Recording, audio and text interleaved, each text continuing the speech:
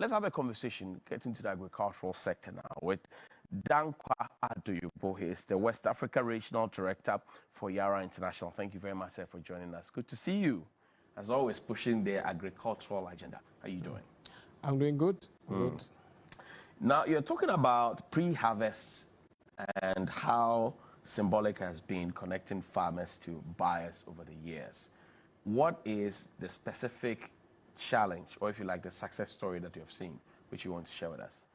I will start with the success stories, okay. Because I like to share the good news first. Absolutely.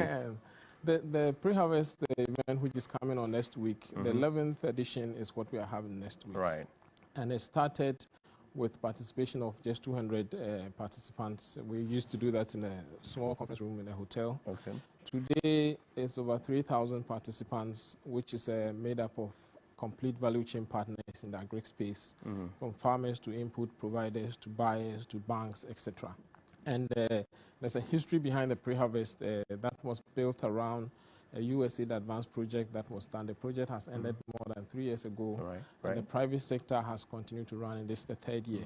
And it was built on training and educating farmers on best farming practices, helping farmers to grow yield and profitability, which we have seen over the years. Also helping to create the farmer-based organizations that can go beyond smallholder farming and create large scale out of the smallholder farms that we have. And then, of course, are able to get access to financing because they come as a group, and the connectivity to the market that we have seen over the years. I mean, these are fantastic successes that we've had that I think is worth sharing. Challenges that you encountered while aiming at these successes? It's been a long journey. It's 11 years, and it obviously didn't start as it is today. So we have gone through different phases.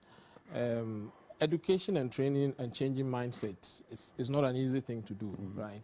So because the farmers have been farming for years, and they will tell you they know what they do. They know what they're doing. Right. So we're trying to take them to the next level. So we have had to use methods and approaches and visibility approach that has taken them over the journey, but it was not an easy journey to go through. Financing in agri space is also not the easiest thing for smallholder farmers to find. So being able to bring them together and have groups that can access financing had been a journey. So the financing part was also the difficulty part. And I think the biggest, not the biggest, but one of the important challenges which we have overcome now is, you know, when you have a project that is supported with the USAID, etc., the challenge has always been, after the project, what next? And I'm happy to say that this is the third year of the event without a project. Okay. So being able to build something that is sustainable. So that was, how do we overcome that challenge? And I think that we have been on a journey to success. Fantastic. I'm looking at the statistics. I know that you are interested in the post-harvest, pre-harvest, you've been doing it for so long a time. I'm looking at the statistics now, and I'm old. 97,000 rice, maize, soybean, sorghum, millet, yam, tuber farmers have been participating in this event and beyond. I know also that you grow capacity and to share it, but how has your direction of pre-harvest, these platforms that you do, have they affected the livelihoods of the farmers? So, and I would share maybe my interaction with some of the farmers that have come to the pre-harvest, that have met me and personal interaction, right? The feedback we have had from the farmers directly is that the activities we do before the event, which was the base of what the project was built on, actually has helped farmers to grow yield and profitability. Okay. And I say profitability because you can grow yield and still make a loss. But we have been out there trying to drive farmer profitability. And farmers have come to the forum with that. There are also, last year, for instance, at the opening of the event, we had a farmer group that came and said they have found foreign markets from the event. You know, the event is held in Tamale, but they have found foreign markets connecting to the event. Wow. Because there were other participants from foreign that came and found that very useful. So that's some of the successes. We are trying to build beyond smallholder, you know, and how to mechanize smallholding, for instance. So we have mechanization partners that have also come through, and I have seen some of their reports saying they have been able to make deals on mechanized facilities during the event. And that, importantly, beyond the event, is used in the subsequent years. Okay. And then the results have come through. Let's talk about, I know also you have a digital farming space. Let's talk about it and how it impacts the work that the farmers do. Let's talk about that. Okay, yes. This year we have launched what we call Farm Go. Okay. And it's a weather app which you can go on the phone and download the app. Okay. It gives very accurate weather forecasting. And if you are a bit into the agri space, you would realize that timing is everything. So being able to plow at the right time, being able to plant at the right time, being able to fertilize at the right time, being able to harvest at the right time. So the weather forecast is extremely important, especially in our system where the agri is predominantly it's focused on the weather, rain-fed, you know, there's not a lot of irrigation. So we have found that the farm weather has provided very useful information to farmers and has helped farmers. In fact, when we launched it this year, we were, I don't know whether we were conservative or we were worried in terms of the scale that it could create.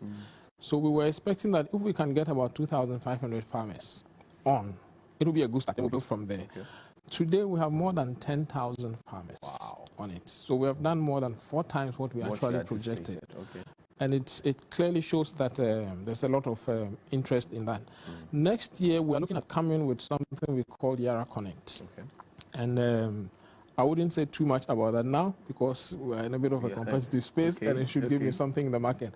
But the name should tell you that it's about connectivity, it's about connecting the value chain partners, and it's about getting more visibility and information so that there can be a lot more information-based decisions. So these are some of the things that... I always look at the rectangle, government on one side, YARA on one side, Agrihouse on one side, private enterprise on one side. Particularly when COVID-19 came in at its peak. What role did you play with Agrihouse to make sure that farmers were comfortable, they still didn't record their losses, and they still at their peak of their production? Okay, so the COVID obviously challenges everybody, right? I believe that in business you plan for the worst and you hope for the best because hope cannot be a strategy, but you would not easily plan for a pandemic. But what we brought, which gives us, let's say, a leverage in the market, is we have a strong global network and we have a strong knowledge base, we have a strong capacity in logistics and all that. So in the midst of the COVID, we were able to make available products in time for farmers. And like I said, timing is everything. So whilst some were having struggles with the global logistics, we used our global strength to secure logistics flows that allowed us to get products to the farmers on time. And we did not abandon this event last year. Right.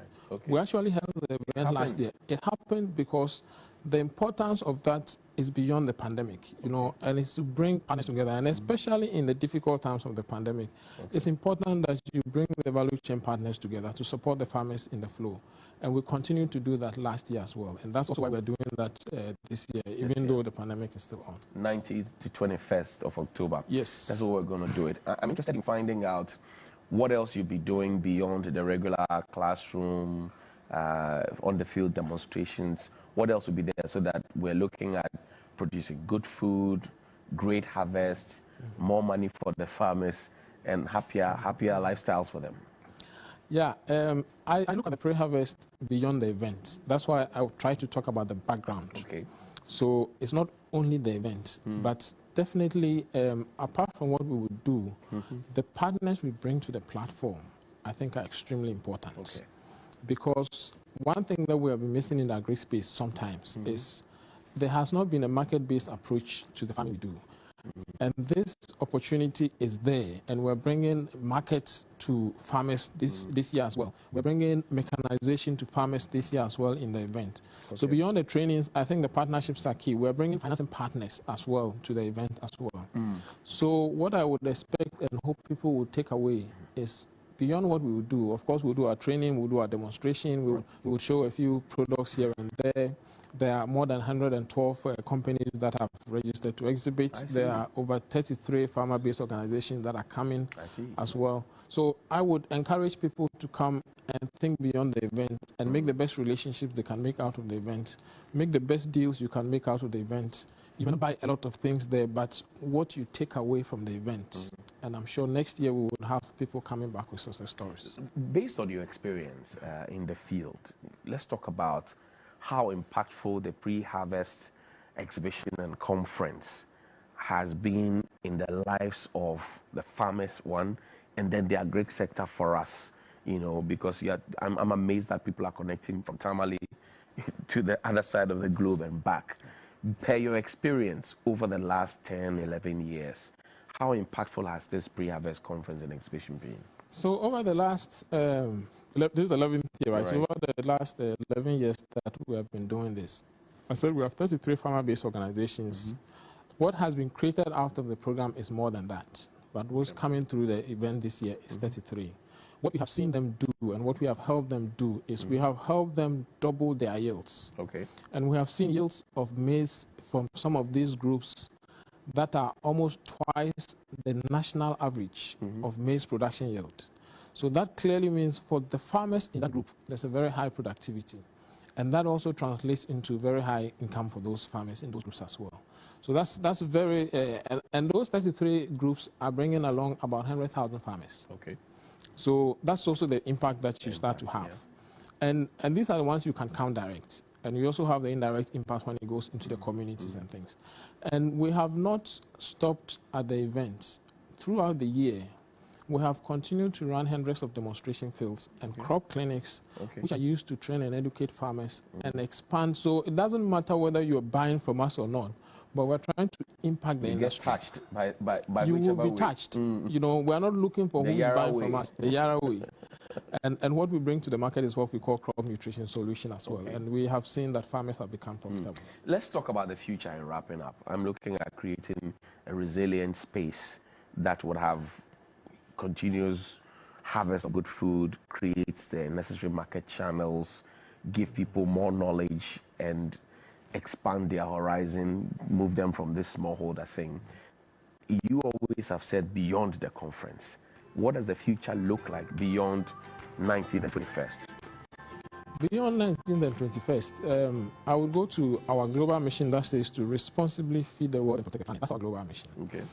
And that fits into what you start to talk about, good food production, make the farmers profitable, impact the industry. Beyond this year, beyond next year, I would expect that we will continue to grow even into larger groups. You know, we have gone from 200 to 3,000. We're talking about 33 groups with over 100,000.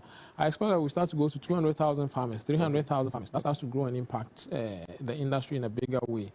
And also that we continue to show that beyond the project, because the project ended 3 years ago, the private sector and partners can come together to create a sustainable cycle, and not that when we have finished a foreign-funded project, everything stops and we go back to ground zero. Thank you very much, as always, and I appreciate the work that you're doing for Ghana and Africa and the rest of the world, feeding us all at a time. Thank you very much, Mr. Danquah Addo-Yobo. He is the West Africa Regional Director of YARA International. Thank you very much indeed.